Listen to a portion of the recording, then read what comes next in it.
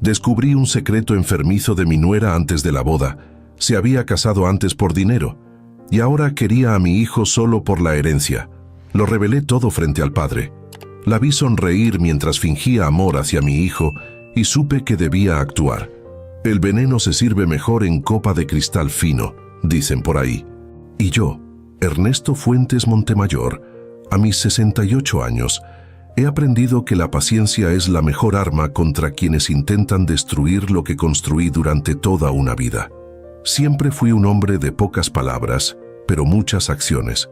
Construí mi imperio inmobiliario desde cero, ladrillo a ladrillo, como mi padre me enseñó.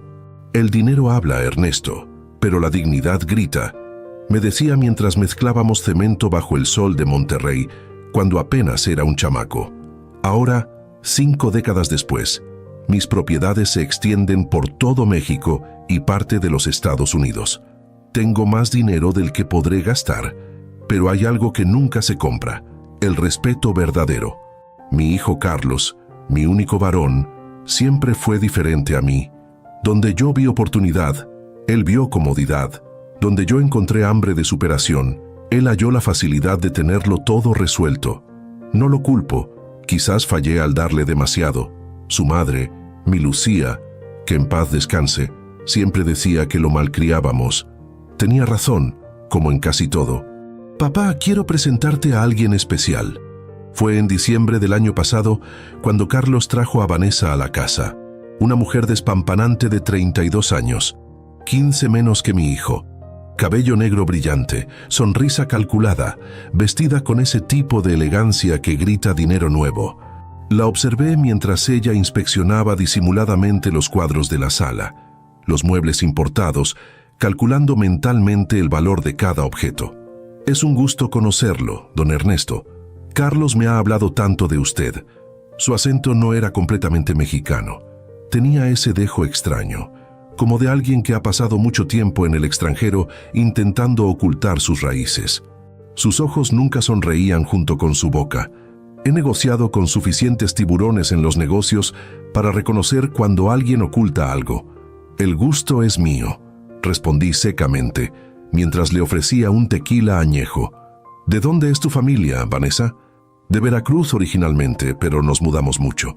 Mi padre era diplomático. La pausa antes de mencionar la profesión de su padre fue sutil, casi imperceptible, pero para mí fue como un foco rojo encendido en plena noche. 3 meses después, Carlos me anunció su compromiso. Vanessa lucía un anillo con un diamante tan grande que parecía compensar por algo. La boda se planearía para junio, apenas 6 meses después de conocerse. Demasiado rápido, demasiado conveniente. ¿Estás seguro, hijo?, le pregunté cuando nos quedamos solos. Apenas la conoces. Papá, tengo 47 años. Creo que sé lo que quiero. A veces, lo que queremos no es lo que necesitamos. Ahí vas de nuevo con tus frases. Vanessa me hace feliz. ¿No es eso suficiente? No, no lo era. No cuando veía cómo ella manipulaba cada situación, cómo estudiaba los documentos que Carlos dejaba descuidadamente sobre la mesa, cómo preguntaba casualmente sobre mis propiedades y los fideicomisos que había creado. Contraté a Joaquín, un viejo amigo que trabajó en la policía judicial antes de establecer su agencia de investigación privada. Le pedí discreción absoluta y un informe completo sobre Vanessa Noriega. Va a costar, don Ernesto, me advirtió. El dinero no es problema, Joaquín, la verdad sí. Mientras tanto, las preparaciones para la boda avanzaban. Vanessa había convencido a Carlos de celebrar el evento en mi hacienda en Valle de Bravo, una propiedad de 20 hectáreas con vista al lago. Una boda para 300 invitados, muchos de los cuales ni siquiera conocíamos. Tu padre puede permitírselo, la escuché decir una noche mientras pasaban por el pasillo cerca de mi estudio. Además, es una inversión. Imagina los contactos que haremos. Una inversión. Como si mi hijo fuera una acción en la bolsa de valores. El informe de Joaquín llegó 3 semanas antes de la boda. Lo leí en mi despacho, con las manos temblorosas de rabia y el corazón pesado por la confirmación de mis sospechas. Vanessa Noriega era en realidad Vanessa Méndez Rodríguez. No venía de una familia de diplomáticos, sino de un barrio humilde en las afueras de Guadalajara. Había estado casada anteriormente, 2 veces. Su primer matrimonio fue con un empresario español 30 años mayor que ella. Duró exactamente 2 años y 3 meses, el tiempo necesario para asegurar una generosa compensación por divorcio. Su segundo matrimonio fue con un petrolero de Tampico, 25 años mayor. Ese matrimonio terminó cuando él descubrió que ella mantenía una relación paralela con su abogado. El divorcio fue menos generoso, pero ella consiguió una propiedad en Cancún que vendió inmediatamente. Entre ambos matrimonios, había trabajado en varias empresas, siempre en puestos cercanos a ejecutivos de alto nivel. Tenía 2 demandas por fraude que habían sido retiradas en circunstancias sospechosas. Lo más perturbador, había cambiado su nombre legalmente hace 5 años, borrando su pasado como quien borra un pizarrón para empezar de nuevo. Y lo peor, mantenía correspondencia frecuente con un tal Ricardo Méndez, quien, según la investigación de Joaquín, era su verdadero padre. Un hombre con antecedentes por estafa y actualmente en libertad condicional. Las fotos mostraban a Vanessa reuniéndose con este hombre en un café discreto en la Condesa. Las transcripciones de sus conversaciones, obtenidas mediante métodos que preferí no cuestionar, revelaban un plan cuidadosamente orquestado. El viejo tiene propiedades por todos lados, decía ella, y el pendejo de su hijo es tan fácil de manipular. En cuanto nos casemos, comenzaré a presionar para que ponga todo a nuestro nombre. ¿Y si el ruco sospecha algo?, preguntaba su padre. Don Ernesto está viejo y enfermo. Los médicos le dan 2 años como mucho. Podemos esperar. Enfermo, viejo, los médicos. Mentiras. Mi último chequeo médico había confirmado que estaba en perfectas condiciones para mi edad. Hipertensión controlada y nada más. Estas alimañas esperaban mi muerte, contando los días mientras fingían cariño. Esa noche no dormí. Caminé por los jardines de mi casa, entre los árboles de aguacate que planté cuando nació Carlos. La luna iluminaba el camino mientras planeaba mi siguiente movimiento. No sería impulsivo, no actuaría desde la rabia. Lo haría como he manejado todos mis negocios, con paciencia y estrategia. Vanessa Méndez no sabía con quién se había metido. Una semana antes de la boda, invité al padre de Vanessa a la casa. No al impostor con quien ella se reunía secretamente, sino a su supuesto padre diplomático. Me encantaría conocer al hombre que crió a tan extraordinaria mujer, le dije cuando los 3 cenábamos juntos. La vi palidecer por un instante antes de recuperar su compostura. Mi padre está viajando. Es difícil que pueda asistir incluso a la boda, respondió con esa sonrisa calculada. Insisto, tengo contactos en la Secretaría de Relaciones Exteriores. Podría ayudar a que le den unos días libres para un evento tan importante. No será necesario, don Ernesto, intervino mi hijo. Si su padre no puede venir, entendemos. No. Una boda sin el padre de la novia es como un tequila sin limón. ¿Dónde dijiste que está asignado actualmente, Vanessa? En Paraguay. Paraguay. Tengo un buen amigo en la Embajada de México allá. ¿Cómo se llama tu padre? Roberto Noriega, respondió, y noté cómo sus nudillos se ponían blancos alrededor de la copa de vino. Roberto Noriega, repetí, saboreando la mentira como quien prueba una fruta podrida. Le llamaré mañana mismo a mi amigo. Esa noche, Vanessa tuvo una acalorada discusión con Carlos. La escuché desde mi habitación, alzando la voz más de lo habitual. Tu padre se está entrometiendo demasiado. Es nuestra boda, no suya. Solo quiere conocer a tu familia. Es natural. No necesito que tu padre apruebe a mi familia. ¿Acaso yo cuestiono cómo te crió a ti? El golpe bajo hizo que Carlos guardara silencio. Siempre había sido su punto débil, sentir que nunca estuvo a la altura de mis expectativas. Vanessa había identificado esta inseguridad y la utilizaba como un bisturí. Al día siguiente, ella se me acercó mientras revisaba los planos de un nuevo desarrollo en Querétaro. Don Ernesto, quería disculparme si fui brusca anoche. Es solo que mi relación con mi padre es complicada. Todas las relaciones familiares lo son, hija. Respondí sin levantar la vista de los planos. ¿Sabes? Mi propio padre fue un hombre muy duro. Creía que mostrar cariño era señal de debilidad, pero a su manera me enseñó el valor del trabajo honrado. La palabra honrado pareció atravesarla como una flecha. La honestidad es muy importante para mí, continué. Prefiero una verdad incómoda que una mentira reconfortante. ¿Tú no? Por supuesto, murmuró. Con permiso, tengo que revisar unos detalles de la boda. La vi alejarse, su postura ya no tan erguida como de costumbre. Había sembrado la semilla de la duda. Ahora debía esperar a que germinara el miedo. 3 días antes de la boda, Ricardo Méndez, el verdadero padre de Vanessa, recibió una invitación especial para la ceremonia. La envié junto con un boleto de avión en primera clase y una nota escrita a mano. Estimado señor Méndez, su presencia como padre de la novia es indispensable para este día tan especial. Tenemos mucho de qué hablar. Atentamente, Ernesto Fuentes. Al mismo tiempo, contraté seguridad adicional para la hacienda. Hombres discretos pero eficientes, distribuidos estratégicamente por toda la propiedad. La noche antes del ensayo de la boda, recibí una llamada de Joaquín. Don Ernesto Méndez aceptó la invitación. Llegará mañana en el vuelo que usted reservó. También encontré algo más que debería ver. Me envió fotografías de Vanessa reuniéndose con un abogado especializado en patrimonios y herencias. Las transcripciones revelaban planes para convencer a Carlos de modificar mi testamento una vez que yo faltara. El viejo es terco, pero Carlos siempre ha sido débil, decía ella. Con la presión adecuada, logrará que el padre le ceda el control de todo antes de morir. ¿Y si se niega?, preguntaba el abogado. Tengo mis métodos para ser persuasiva. La rabia ardía en mi pecho como lava. No era solo el engaño, la codicia, la manipulación. Era ver cómo esta mujer había identificado cada inseguridad en mi hijo, cada grieta en nuestra relación, y las estaba usando para sus fines. Me serví un tequila reposado, contemplando el ámbar del licor bajo la luz de mi estudio. Pensé en Lucía, en lo que ella habría hecho en esta situación. Siempre fue la voz de la razón, el contrapeso a mi impulsividad.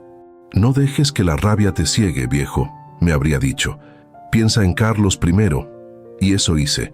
Pensé en cómo proteger a mi hijo sin humillarlo, cómo salvarlo de esta trampa sin destruir su orgullo. Pero algunas lecciones solo se aprenden con dolor. Y mi Carlos necesitaba despertar. El ensayo de la boda transcurrió con aparente normalidad.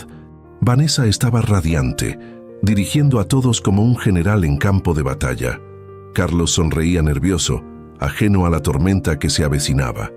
La cena del ensayo se celebró en el salón principal de la hacienda. Había dispuesto una mesa imperial para 40 personas, familiares cercanos, los padrinos, algunos amigos íntimos.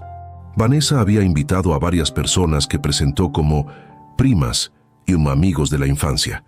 Noté cómo evitaban hablar de recuerdos específicos cuando Carlos preguntaba sobre anécdotas del pasado. Me puse de pie para ofrecer un brindis, sosteniendo una copa de champán francés. Por mi hijo Carlos, el mejor regalo que me dio la vida, y por Vanessa, una mujer sorprendente. Vi cómo ella entrecerró ligeramente los ojos ante la pausa. Mañana será un día memorable para todos nosotros, una celebración de la unión de 2 personas, pero también de 2 familias. Y hablando de familia, en ese momento, como lo había planeado, uno de mis hombres de seguridad se acercó discretamente y me susurró algo al oído. «Parece que tenemos un invitado inesperado», anuncié. ¿Podrían hacerlo pasar? Las puertas del salón se abrieron y Ricardo Méndez entró. Un hombre de unos 60 años, con el mismo color de ojos que Vanessa, vestido con un traje evidentemente nuevo y demasiado rígido para su complexión. La reacción fue inmediata. Vanessa se puso de pie tan bruscamente que derramó su copa. Su rostro perdió todo color. «¿Papá?» Su voz apenas un susurro horrorizado. Carlos miró confundido de Vanessa a Ricardo, y luego a mí. «Creí que tu padre estaba en Paraguay», dijo, la confusión evidente en su rostro. «Don Ricardo, bienvenido», dije avanzando hacia él con la mano extendida. «Es un honor tenerlo finalmente con nosotros». «¿Don Ricardo?» El hombre parecía perplejo mientras estrechaba mi mano. «Soy Ricardo Méndez, sí, pero el padre de la novia», completé, apretando su mano con fuerza. «Por favor, acompáñenos. Tenemos mucho que celebrar». Vanessa recuperó parte de su compostura y se acercó rápidamente. «Debe haber un error», dijo con una risa forzada. «Este hombre no es mi padre». «¿No?», pregunté con fingida sorpresa. «Qué extraño. Porque según los registros públicos, Ricardo Méndez es el padre biológico de Vanessa Méndez Rodríguez. Tu nombre antes de cambiarlo legalmente hace 5 años, ¿no es así?». Un silencio sepulcral cayó sobre la mesa. Carlos se puso de pie lentamente. «¿De qué está hablando mi padre, Vanessa?». «Tonterías», respondió ella, pero su voz ya no tenía esa seguridad habitual. «Este hombre debe ser algún impostor contratado para arruinar nuestra boda». Ricardo Méndez frunció el ceño. «Impostor. Vanessa, niña, ¿de qué hablas? ¿Por qué le dices a esta gente que no soy tu padre?». «Yo no», comenzó ella, pero la interrumpí. «Quizás deberíamos aclarar algunas cosas antes de la boda», sugerí, mi voz tranquila pero firme. «Por ejemplo, ¿por qué le dijiste a tu padre verdadero que yo estaba enfermo y moriría en 2 años, cuando mi salud es excelente?». Los invitados comenzaron a murmurar. Carlos me miró con expresión de incredulidad. «¿O por qué te reuniste con un abogado especializado en herencias la semana pasada?», continué. «O quizás, más importante aún, ¿por qué no mencionaste tus 2 matrimonios anteriores, ambos con hombres adinerados considerablemente mayores que tú?». «¿2 matrimonios?». La voz de Carlos sonaba hueca, como si viniera de muy lejos. Vanessa intentó tomar su mano, pero él la retiró. «Carlos, puedo explicarlo. Tu padre está tergiversando todo».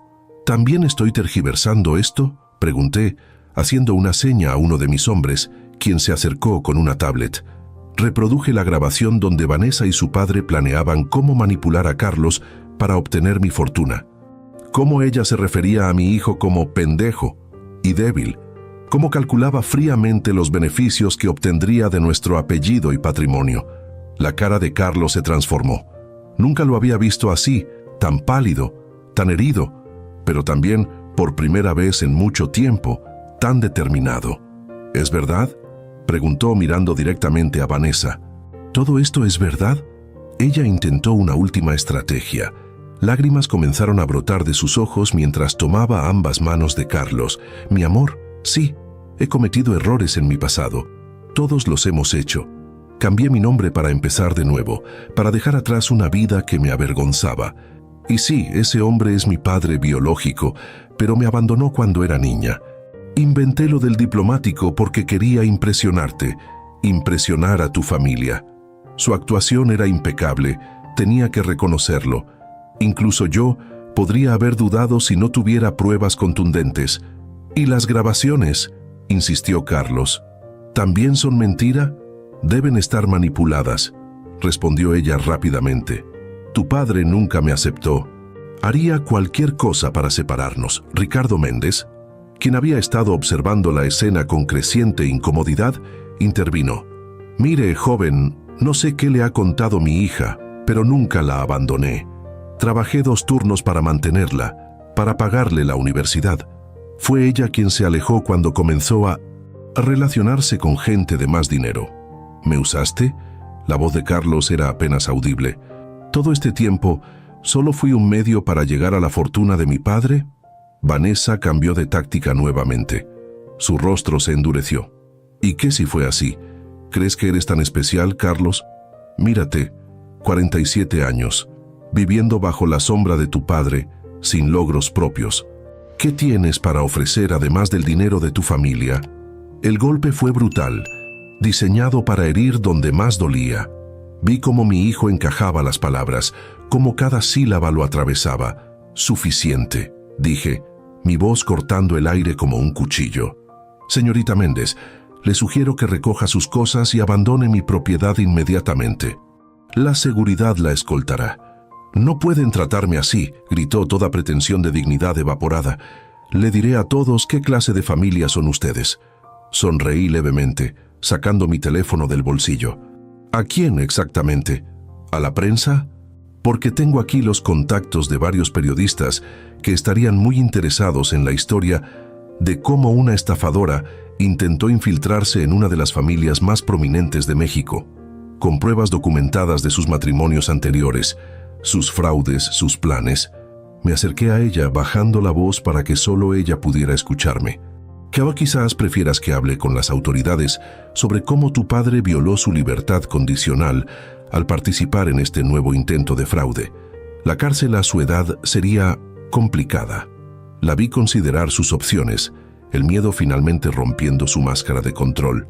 Tienes 15 minutos para marcharte, concluí alejándome.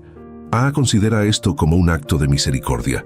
Los invitados observaban en silencio, algunos claramente incómodos, otros fascinados por el drama inesperado. Vanessa miró a su alrededor, buscando aliados, pero encontró solo rostros hostiles o indiferentes. Con un último vistazo de odio hacia mí salió del salón. Ricardo Méndez dudó un momento, luego se volvió hacia mí. Yo, lo siento, no sabía que ella planeaba algo así. Lo sé, respondí. Por eso está usted aquí y no camino a una estación de policía. Cuando ambos se marcharon, escoltados por la seguridad, me acerqué a Carlos, quien permanecía de pie, inmóvil como una estatua. «Hijo». «No», me interrumpió, «no digas nada ahora». Se alejó hacia la terraza, necesitando espacio. Lo dejé ir. Algunas heridas necesitan aire para sanar. Me volví hacia los invitados, muchos de los cuales parecían no saber cómo reaccionar. «Lamento el espectáculo», dije con calma. «Como podrán imaginar, mañana no habrá boda. Les agradezco su comprensión y discreción. Por favor, disfruten de la cena y del hospedaje esta noche». Horas más tarde, encontré a Carlos sentado junto a la fuente en el jardín principal. La luna llena iluminaba el agua que caía en cascada, creando destellos plateados que contrastaban con la oscuridad de la noche. Me senté a su lado sin hablar, respetando su silencio. Finalmente, fue él quien rompió el hielo. ¿Cómo lo supiste? La vi calcular el valor de cada objeto en la casa desde el primer día, respondí. Reconozco a los buitres cuando los veo, hijo. He tratado con demasiados en mis años de negocios. Debí haberlo notado. El amor nos ciega a todos. Guardó silencio un momento antes de preguntar, ¿por qué así? ¿Por qué la humillación pública? Suspiré profundamente. Si te hubiera mostrado las pruebas en privado, ella habría encontrado manera de manipularte, de hacerte dudar. Necesitabas verla como realmente es, sin máscaras, y necesitaba que otros lo vieran también, para que no pudiera retorcer la historia después. Carlos asintió lentamente. Tenía razón en algo, dijo con amargura. No tengo logros propios. He vivido a tu sombra toda mi vida. Eso no es cierto, respondí poniendo una mano sobre su hombro. Te di ventajas, sí, pero tú elegiste qué hacer con ellas. Si no has encontrado tu camino, aún hay tiempo. A mi edad, tu abuelo comenzó su negocio a los 50, después de perderlo todo en un incendio, le recordé. Yo heredé su determinación. Tú heredaste mi inteligencia y el corazón noble de tu madre. Solo necesitas encontrar tu propósito. Nos quedamos en silencio, escuchando el agua caer y los grillos cantar en la distancia. Gracias, dijo finalmente, por salvarme de cometer el peor error de mi vida. Para eso estamos los padres, hijo, para proteger lo que amamos incluso cuando duele. El amanecer comenzaba a asomarse cuando nos levantamos. Mañana sería otro día, sin boda, sin celebraciones, pero quizás con algo más valioso, una segunda oportunidad. Mientras caminábamos hacia la casa, pensé en cómo la vida nos pone pruebas cuando menos las esperamos. Vanessa había sido una serpiente en nuestro jardín, pero también un catalizador para algo necesario, la posibilidad de reconstruir mi relación con mi hijo sobre bases más sólidas que el deber y las expectativas. El sol comenzaba a iluminar los cerros cuando entramos a la casa. Un nuevo día, una nueva oportunidad de honrar lo que realmente importa, la verdad, la dignidad y los lazos que ninguna fortuna puede comprar. El escándalo de la boda fallida quedó atrás como una tormenta que purifica el aire, pero deja desorden a su paso. Los siguientes días fueron un desfile de llamadas incómodas, devolución de regalos y explicaciones evasivas. Por razones personales, diferencias irreconciliables, decisión mutua. Mentiras piadosas para cubrir la verdad descarnada. Mi hijo estuvo a punto de casarse con una estafadora profesional. Carlos se sumió en un silencio profundo durante semanas. Pasaba horas en la biblioteca de la hacienda, leyendo libros que había ignorado durante años, o caminando solo por los senderos entre los árboles de aguacate. Lo observaba desde lejos, respetando su espacio, reconociendo ese dolor necesario que precede a cualquier renacimiento verdadero. Una mañana lo encontré revisando viejos álbumes de fotos en la terraza. Me senté frente a él sin decir palabra. Pasaba las páginas lentamente, deteniéndose en imágenes donde aparecía junto a su madre. Ella siempre supo leer a las personas, dijo finalmente, señalando una foto donde Lucía sonreía junto a un joven Carlos en su graduación universitaria. ¿Qué crees que habría pensado de Vanessa? La habría invitado a tomar café, respondí sonriendo ligeramente. Le habría hecho 1000 preguntas aparentemente inocentes, y en una hora habría descubierto cada mentira sin que Vanessa se diera cuenta de lo que pasaba. Carlos soltó una risa suave, la primera que le escuchaba en semanas. Tienes razón, mamá tenía esa habilidad. Yo, en cambio, heredaste su bondad, hijo. Ves lo mejor en las personas. Ingenuidad, dirás. La bondad solo se convierte en ingenuidad cuando olvidamos que no todos la comparten, dije, recordando una de las frases que Lucía solía repetir. Carlos cerró el álbum y levantó la mirada hacia el horizonte, donde las montañas se recortaban contra el cielo azul intenso. ¿Sabes qué es lo peor?, preguntó después de un largo silencio. No estoy seguro de haberla amado realmente. Creo que solo estaba cansado de la soledad, de ver pasar los años sin construir nada propio. La confesión me sorprendió. Siempre había imaginado a mi hijo feliz en su libertad, disfrutando de los privilegios sin las responsabilidades. Nunca es tarde para construir algo tuyo, Carlos. A los 47, con un padre que ya construyó un imperio que no tengo idea de cómo manejar, la frustración en su voz revelaba algo que nunca había expresado tan abiertamente: el peso de ser mi heredero, la sombra de mis logros oscureciendo su propio camino. El imperio no es lo importante, respondí después de considerarlo. Lo construí porque era mi camino, no porque debiera ser el tuyo. Me miró con sorpresa, como si hubiera dicho algo inesperado. Pero siempre asumimos que yo tomaría las riendas eventualmente. Todos estos años de preparación, las juntas directivas a las que me arrastraste, los asesores que contrataste para mí, porque quería que tuvieras opciones, hijo, no porque esperara que te convirtieras en mí. Era una verdad a medias. Por años había soñado con verlo tomar el control del negocio familiar, expandirlo, llevarlo a lugares que yo no podría alcanzar. Pero con el tiempo, había aprendido que forzar destinos solo genera resentimiento. ¿Y si no quiero el imperio?, preguntó, tanteando un territorio que siempre había sido tabú entre nosotros. ¿Y si quiero construir algo completamente diferente? La pregunta quedó flotando en el aire como una nube que amenazaba tormenta. Antes habría respondido con autoridad, quizás incluso con decepción apenas disimulada. Pero los acontecimientos recientes me habían hecho reflexionar sobre lo frágil que es la vida, sobre lo fácil que resulta perder lo verdaderamente importante por aferrarse a expectativas. Entonces te apoyaré, dije simplemente. Mi legado más importante no son edificios o cuentas bancarias, Carlos. Eres tú. Vi cómo sus ojos se humedecían levemente antes de desviar la mirada. Eran palabras que debería haberle dicho hace décadas. 2 semanas después, mientras revisaba unos contratos en mi despacho, Carlos entró sin anunciarse. Llevaba unos jeans y una camisa sencilla, tan diferente a los trajes que usaba para complacerme en las reuniones de negocios. Quiero hablar de la fundación, dijo sin preámbulos. La Fundación Fuentes era un proyecto que había iniciado Lucía hace años, dedicado principalmente a proporcionar educación y oportunidades a niños de comunidades marginadas. Tras su muerte, se había convertido en poco más que una obligación fiscal que manteníamos por respeto a su memoria. ¿Qué pasa con ella?, pregunté intrigado por este interés repentino. Está muriendo, respondió con franqueza. Hace años que se maneja con el mínimo esfuerzo. La directora ejecutiva apenas aparece. Los programas son repetitivos, no hay visión. Tengo gente encargada de supervisarla. Me defendí aunque sabía que tenía razón.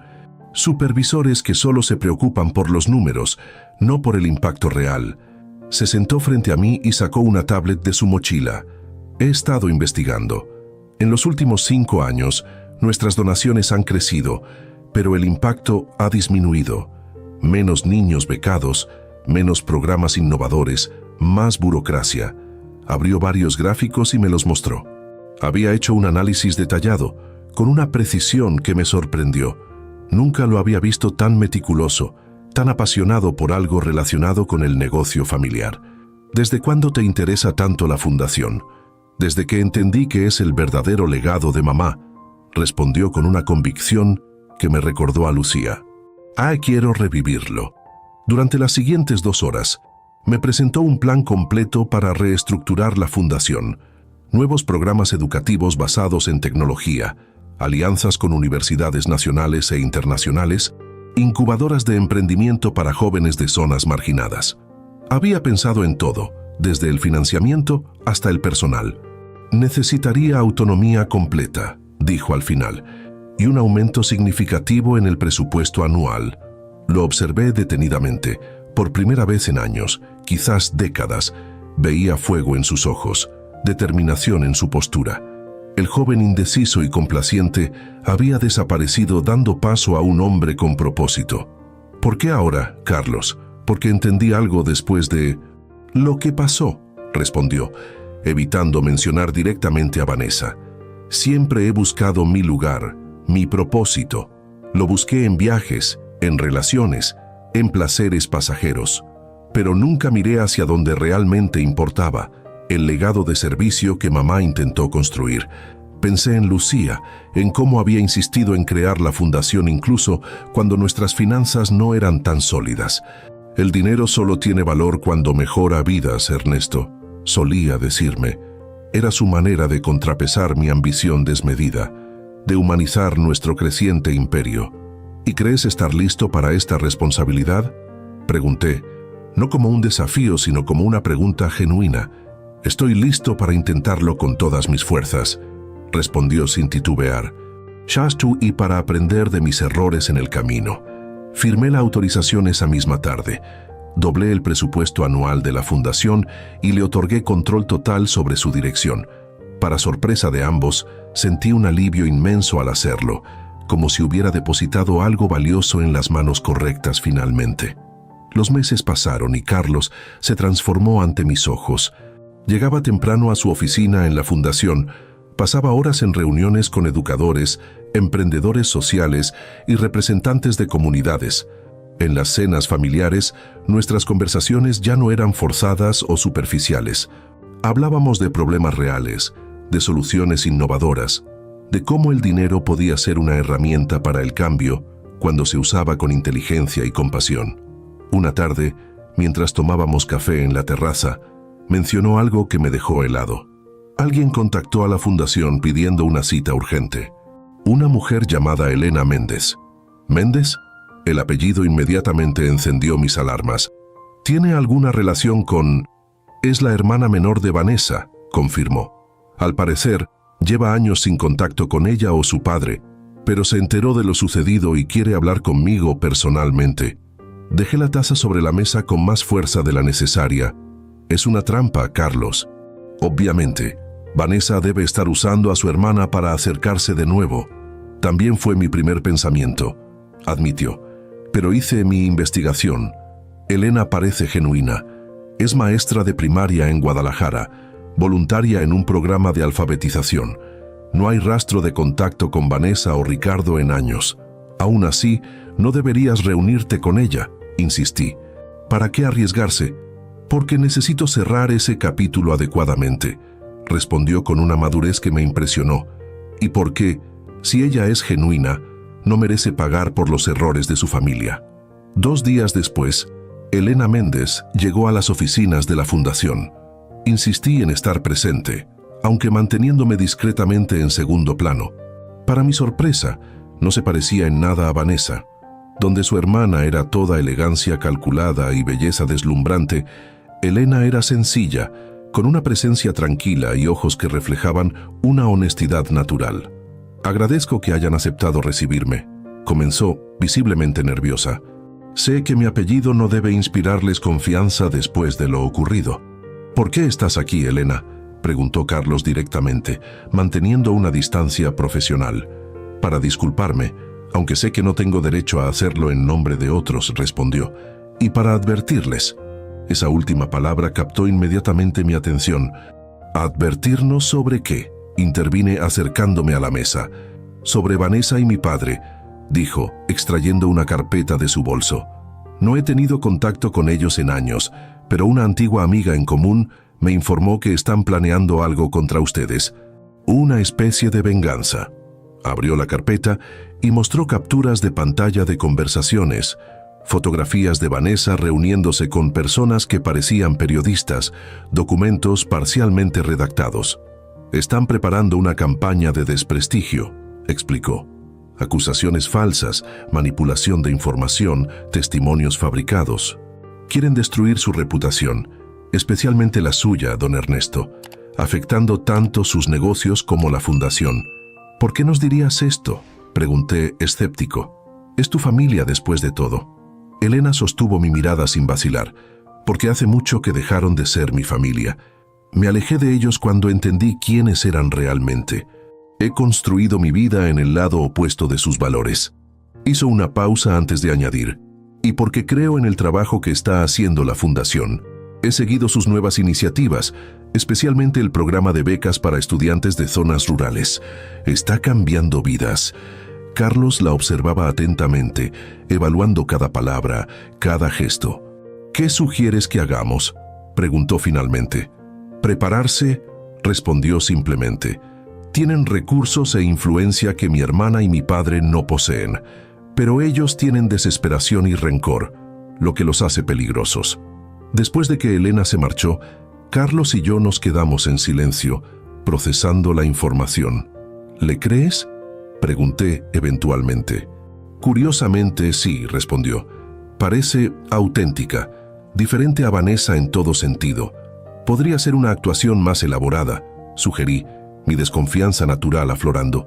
«Podría», concedió, «pero mi instinto dice que no. Y además, ¿qué perdemos preparándonos para un posible ataque, sea real o no?». En los días siguientes, fortalecimos nuestras defensas. Contraté a un equipo de especialistas en manejo de crisis y reputación. Revisamos exhaustivamente nuestras operaciones comerciales y filantrópicas en busca de cualquier punto vulnerable. Reforzamos la seguridad informática. Carlos, por su parte, aceleró la implementación de nuevos programas en la Fundación, asegurándose de documentar minuciosamente cada impacto positivo. Una semana después, el ataque comenzó. Todo empezó con un artículo en un blog de finanzas poco conocido, cuestionando la transparencia fiscal de mis empresas. Normalmente, hubiera ignorado algo tan insignificante, pero recordando la advertencia de Elena, lo tomé como la primera gota de lo que podría convertirse en diluvio. El equipo legal respondió rápidamente, desmintiendo las acusaciones con documentación oficial. El asunto parecía controlado, hasta que 3 días después, un periódico de mayor circulación publicó un reportaje más elaborado, sugiriendo conexiones entre mis desarrollos inmobiliarios y supuestos desalojos forzosos de comunidades vulnerables. Era una mentira flagrante. Cada proyecto que habíamos desarrollado seguía protocolos estrictos de responsabilidad social, incluyendo reubicaciones adecuadas cuando eran necesarias, pero la narrativa estaba cuidadosamente construida, mezclando hechos reales con distorsiones sutiles y testimonios anónimos. «Es ella», dije a Carlos mientras revisábamos el reportaje en mi despacho. «Reconozco el patrón. ¿Qué información parcialmente cierta retorcida para crear una narrativa falsa? También están atacando la Fundación», respondió, mostrándome publicaciones en redes sociales que cuestionaban nuestros programas, sugiriendo que eran simples fachadas para obtener deducciones fiscales. Lo más preocupante fue cuando comenzaron a circular rumores sobre mi salud, afirmando que padecía una enfermedad terminal y estaba ocultándolo a los inversionistas. Las acciones de varias de mis empresas sufrieron caídas temporales mientras el mercado digería estos rumores. Necesitamos contraatacar, propuse, la rabia hirviendo en mi interior. Tenemos suficiente información sobre Vanessa y Ricardo para destruirlos completamente. Carlos me sorprendió con su respuesta. No, papá, eso es exactamente lo que quieren, arrastrarnos a su nivel, convertir esto en una guerra sucia donde todos perdemos.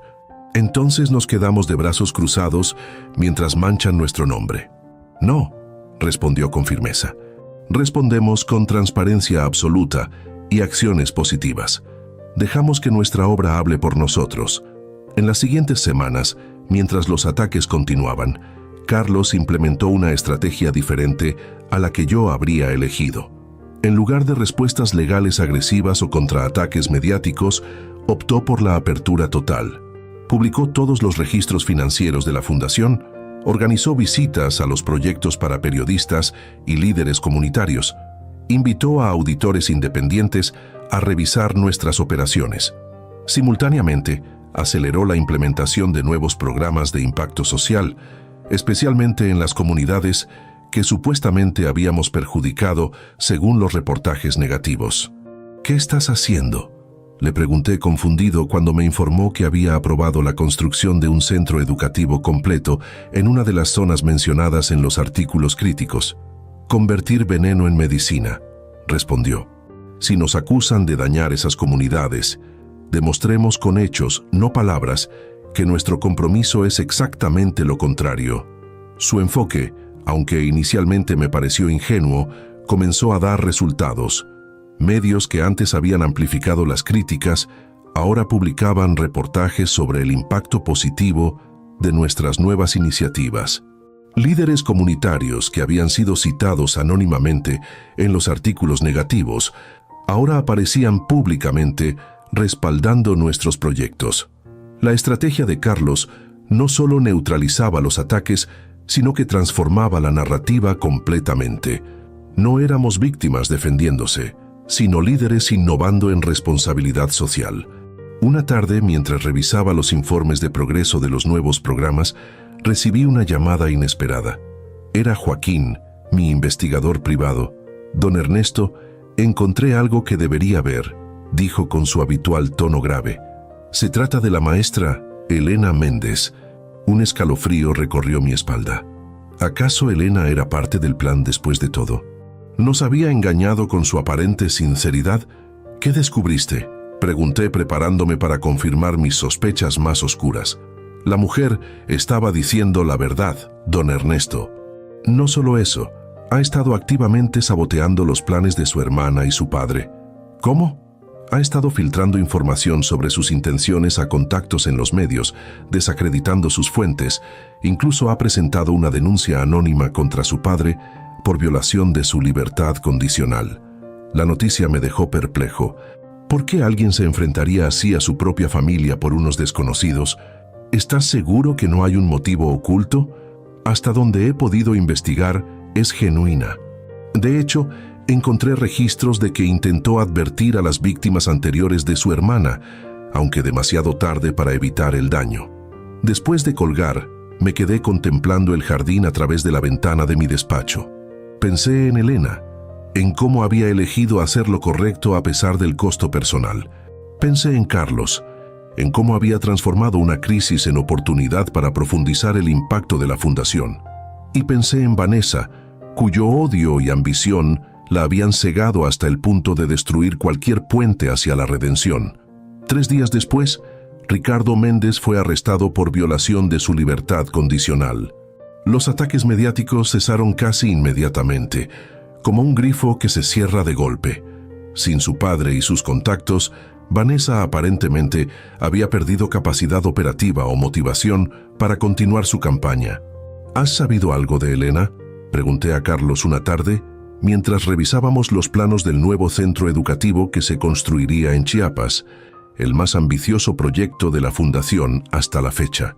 Mantiene su distancia, pero me envía actualizaciones ocasionales sobre los programas, respondió.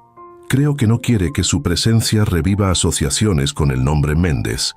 Deberíamos ofrecerle un puesto en la fundación, sugerí, sorprendiéndome a mí mismo con la propuesta. Alguien con su integridad y compromiso sería invaluable.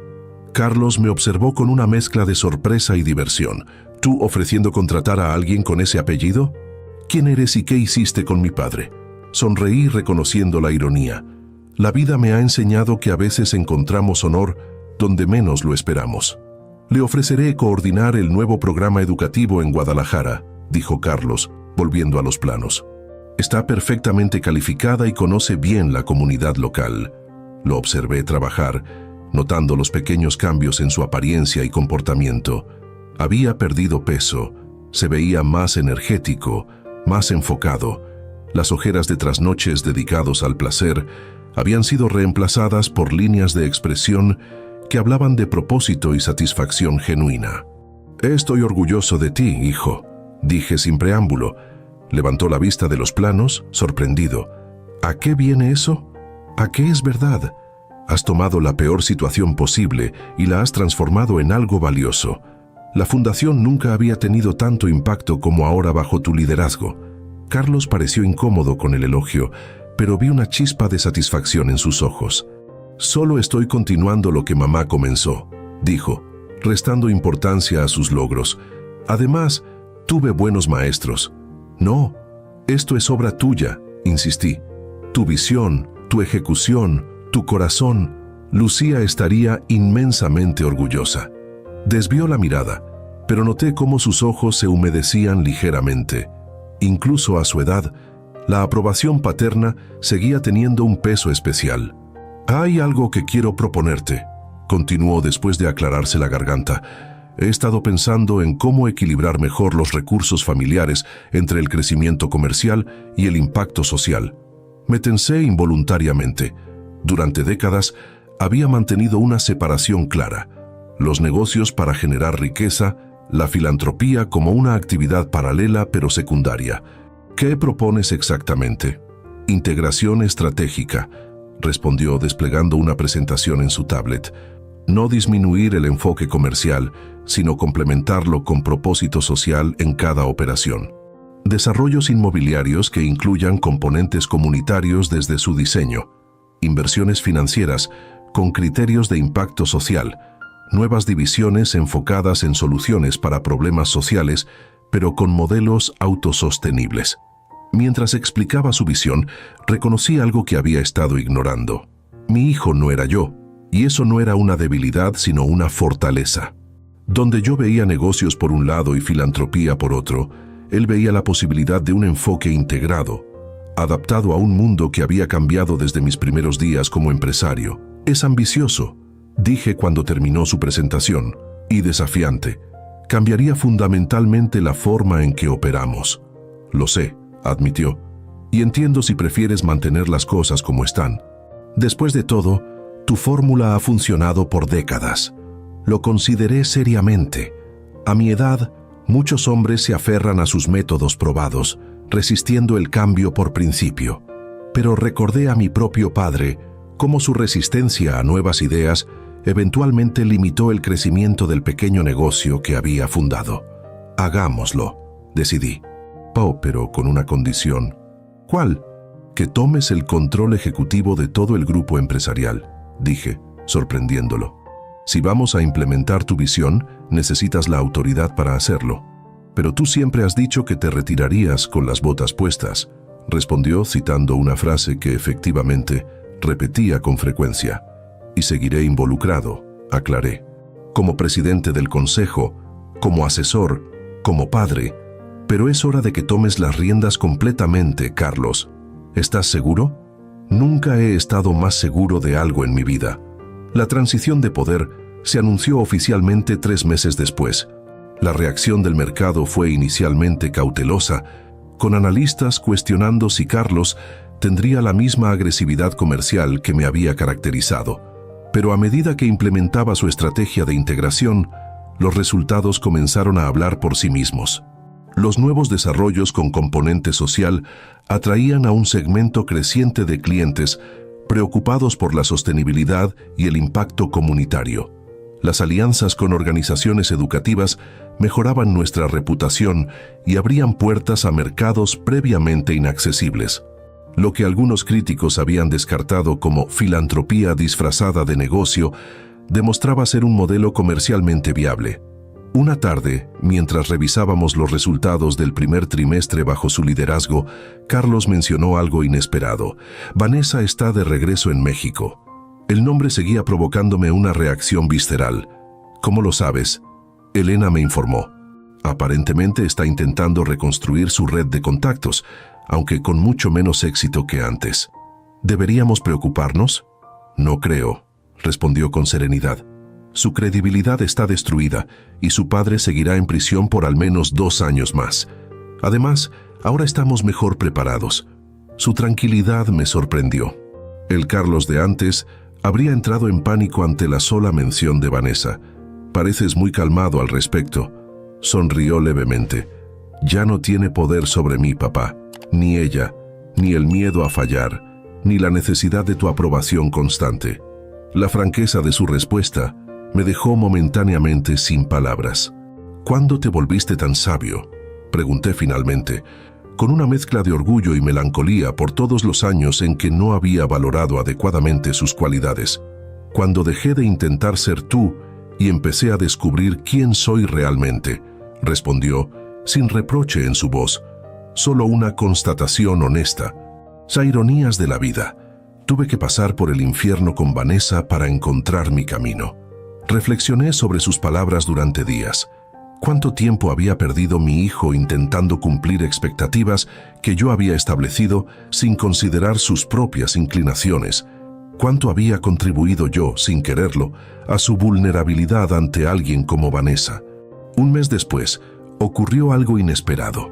Elena Méndez, quien ahora dirigía exitosamente nuestro programa educativo en Guadalajara, solicitó una reunión urgente. Cuando llegó a mi oficina, su expresión grave anticipaba malas noticias. «Don Ernesto, mi hermana ha contactado a Carlos», dijo sin preámbulos. «Le ha escrito una carta aparentemente arrepentida, pidiéndole encontrarse para disculparse personalmente». Sentí como mi presión sanguínea se elevaba inmediatamente. ¿Y Carlos está considerando verla? No lo sé, respondió con honestidad. Solo sé que recibió la carta. Pensé que debía informarle directamente. Gracias, Elena. Hiciste lo correcto. Cuando ella se marchó, me quedé contemplando el teléfono, debatiendo si debía llamar a Carlos inmediatamente o esperar a que él mencionara el asunto. ¿Hasta qué punto debía seguir interviniendo en su vida? Había prometido respetar su autonomía, pero esto era diferente. Esto era Vanessa. Finalmente, decidí esperar, confiar en su criterio, en su nuevo equilibrio. Fue la decisión correcta. Esa misma noche, mientras cenábamos en la terraza, Carlos mencionó la carta. «Supongo que Elena te informó», dijo sin reproche en su voz. «Está preocupada por ti», respondí. «Como yo, no hay razón para preocuparse», dijo, sirviéndose más vino. «No tengo ninguna intención de verla. ¿Puedo preguntar qué decía la carta?» «Lo típico. Que ha cambiado, que se arrepiente profundamente, que la experiencia la transformó, que solo quiere disculparse cara a cara para seguir adelante con su vida». «¿Y no le crees?» «Tal vez ha cambiado, tal vez no. No es mi problema», respondió con una claridad que me impresionó. «Lo que sí sé es que algunas relaciones, una vez rotas, no deben repararse. Algunas personas, por nuestro propio bienestar, deben permanecer en el pasado». Era exactamente la respuesta que habría esperado de un hombre maduro y equilibrado, no del Carlos inseguro que había conocido toda mi vida. Me di cuenta, con una mezcla de alegría y nostalgia, de que mi hijo finalmente había encontrado su propia voz. Le respondí educadamente que acepto sus disculpas, pero que no veo propósito en reunirnos, continuó, y le deseo sinceramente que encuentre paz y propósito en su vida lejos de nosotros. Una respuesta perfecta, dije con genuina admiración. Aprendí del mejor, respondió levantando su copa en un brindis silencioso. En ese momento, contemplando a mi hijo bajo las estrellas mexicanas, entendí algo fundamental. A veces, nuestros mayores desafíos se convierten en nuestras bendiciones más significativas.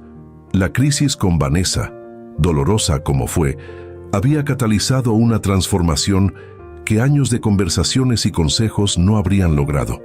Carlos había emergido de las cenizas no como un reflejo mío, sino como su propia versión de un Fuentes. Determinado pero compasivo, estratégico pero guiado por valores, ambicioso pero con propósito más allá del beneficio personal. ¿Sabes?, dijo, interrumpiendo mis pensamientos. A veces pienso que debería agradecerle a Vanessa. ¿Agradecerle?, pregunté sorprendido. Por ser tan terrible que me obligó a despertar, explicó con una sonrisa irónica. A veces necesitamos tocar fondo para encontrar la fuerza para elevarnos.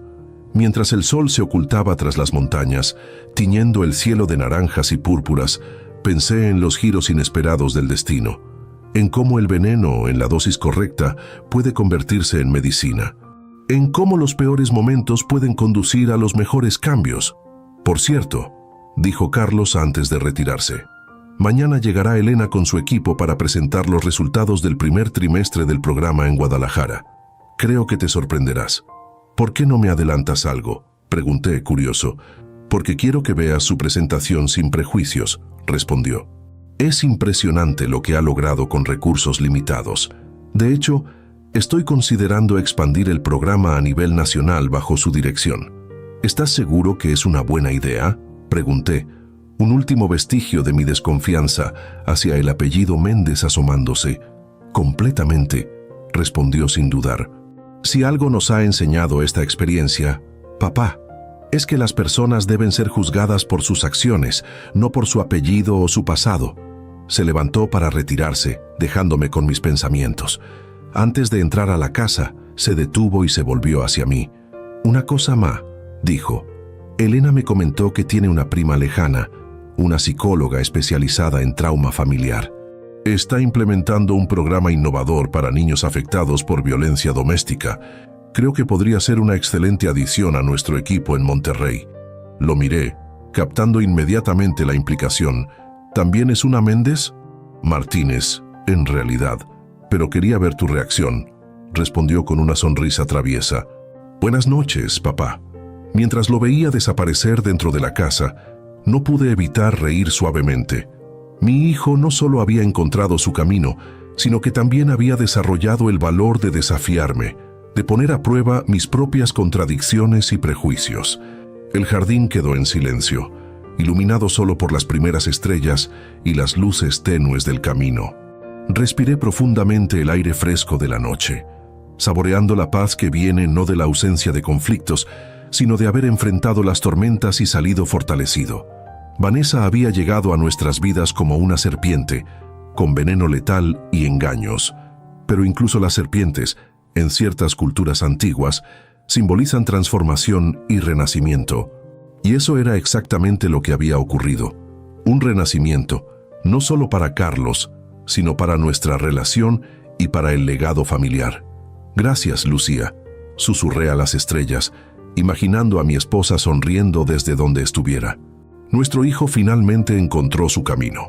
Y mientras contemplaba el futuro, por primera vez en años, me sentí completamente en paz con la idea de que algún día, inevitablemente, dejaría este mundo en manos de Carlos.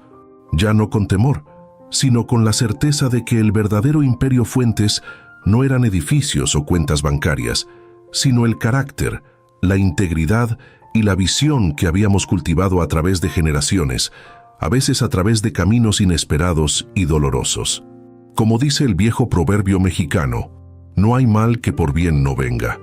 La traición de Vanessa, concebida para destruirnos, había terminado fortaleciéndonos de maneras que nunca habríamos imaginado. El tiempo tiene una manera curiosa de transformar nuestras perspectivas. Han pasado 5 años desde aquel día en que desenmascaré a Vanessa frente a todos, salvando a mi hijo de un matrimonio basado en mentiras y ambición desmedida. 5 años de cambios profundos, de reinvención, de descubrimientos tardíos pero significativos. Hoy, sentado en la terraza de mi hacienda en Valle de Bravo, observo los preparativos para una celebración. No es una boda esta vez, sino algo igualmente significativo. el 10º aniversario de la renovada Fundación Fuentes, ahora convertida en una de las organizaciones filantrópicas más innovadoras y efectivas de Latinoamérica. Cumplí 73 años hace poco. La edad ha curvado ligeramente mi espalda y pintado de blanco lo que quedaba de mi cabello negro. Pero mi mente sigue tan aguda como siempre. Observo a Carlos dirigiendo los preparativos, moviéndose con esa mezcla de autoridad y calidez que ha perfeccionado a lo largo de estos años. A su lado está Mariana, la arquitecta que conoció durante la construcción del primer centro educativo en Chiapas. Se casaron hace 3 años en una ceremonia íntima, tan diferente de la ostentación que había planeado con Vanessa. Tienen un hijo de 2 años, mi nieto Emiliano, quien ahora corre entre las mesas persiguiendo mariposas, ajeno a los protocolos y formalidades que tanto valor dimos los adultos. La vida tiene formas inesperadas de completar círculos. Donde una vez se iba a celebrar una boda basada en engaños, hoy celebramos logros auténticos, construidos sobre cimientos de honestidad y propósito. Elena Méndez, quien resultó ser una líder excepcional, se acerca para saludarme. Ahora dirige todos los programas educativos de la Fundación, implementando metodologías innovadoras que han sido reconocidas internacionalmente. Don Ernesto, ¿todo bien?, pregunta con ese respeto genuino que siempre me ha mostrado. Todo perfecto, Elena, respondo, observando el lago que se extiende como un espejo frente a nosotros. ¿Quién hubiera imaginado, hace 5 años, que estaríamos aquí así? Ella sonríe, entendiendo las capas de significado en mi comentario. Ambos hemos recorrido caminos improbables para llegar a este momento. La vida nos sorprende cuando menos lo esperamos, responde. A veces para mejor. ¿Has sabido algo de tu hermana?, pregunto. Es una pregunta que rara vez formulamos, como si mencionar a Vanessa pudiera romper el equilibrio que hemos encontrado. Está en Colombia, responde después de una breve pausa. Según me han dicho, trabaja en ventas para una empresa de cosméticos. Parece haber encontrado un camino más convencional. Asiento sin comentar más. No siento odio hacia Vanessa, ni siquiera rencor activo. El tiempo ha disuelto esas emociones, dejando solo una especie de gratitud distante por la crisis que, paradójicamente, salvó a mi familia. Carlos se acerca, con Emiliano ahora en sus brazos. Mi nieto me mira con esa curiosidad infinita propia de los niños. Abuelo, ¿es cierto que antes construías casas?, pregunta repitiendo probablemente algo que ha escuchado. Edificios enteros, respondo sonriendo. Pero tu padre construye cosas más importantes ahora. ¿Más grandes que edificios? Sus ojos se abren con asombro. Más valiosas. Corrijo suavemente. Construye oportunidades, esperanza, futuros. Carlos me mira con una mezcla de gratitud y complicidad. Hemos recorrido un largo camino desde aquellos días en que él buscaba desesperadamente mi aprobación y yo medía su valor según mi estrecha definición de éxito. Ve a jugar un rato más antes de que lleguen los invitados, le dice a Emiliano, bajándolo al suelo. El niño sale disparado hacia el jardín. Tiene tu energía, comento, viendo a mi nieto correr. Y tu terquedad, responde Carlos con una sonrisa. Ayer insistió en construir una torre con sus bloques exactamente como él la imaginaba, aunque se cayera 10 veces. Al final lo logró. Los Fuentes somos obstinados, digo con orgullo. Es lo que nos ha permitido sobrevivir a todo. Nos quedamos en silencio un momento, contemplando el paisaje. La brisa mueve suavemente las hojas de los árboles que planté décadas atrás, ahora frondosos y fuertes. ¿Sabes qué he estado pensando últimamente?, dice Carlos finalmente. ¿Qué? En cómo las peores crisis a veces nos llevan exactamente donde necesitábamos estar. Si Vanessa no hubiera aparecido, si no hubieras descubierto sus intenciones, probablemente seguirías vagando sin rumbo y yo seguiría intentando moldearte a mi imagen. Completo su pensamiento. Exactamente. A veces necesitamos que alguien sacuda nuestros cimientos para reconstruirnos sobre bases más auténticas. En la distancia, vemos llegar los primeros vehículos. Invitados importantes. Líderes comunitarios, educadores, empresarios progresistas que se han sumado a nuestra visión durante estos años. La fundación ha crecido exponencialmente bajo el liderazgo de Carlos, expandiéndose a 7 países de Latinoamérica. Deberías estar orgulloso, le digo a mi hijo mientras observamos la procesión de autos. Lo estoy, responde. De lo que hemos construido juntos. No, aclaro. Deberías estar orgulloso de ti mismo, de quién eres, no solo de lo que has logrado. Me mira sorprendido, como si incluso después de estos años, mi aprobación incondicional siguiera siendo algo inesperado. Gracias, papá, dice simplemente, pero veo la emoción en sus ojos. La celebración transcurre con un aire de alegría auténtica. No es el evento ostentoso que habría sido la boda con Vanessa, sino algo con más sustancia. Testimonios de jóvenes cuyas vidas han cambiado gracias a los programas de la Fundación, presentaciones de los resultados tangibles, reconocimientos a quienes han hecho posible este crecimiento.